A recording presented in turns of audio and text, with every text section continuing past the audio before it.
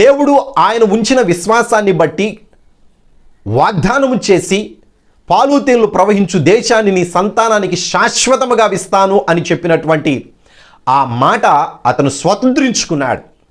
100 సంవత్సరాలప్పుడు అబ్రహాముకు దేవుడు ఇచ్చినటువంటి కుమారుడు ఇస్సాకు అనేటువంటి వ్యక్తి ద్వారా యాకోబు, ఏశావులు, యాకోబు యొక్క 12 మంది సంతానము ద్వారా వచ్చినటువంటి వారే ఇశ్రాయేలీయులు.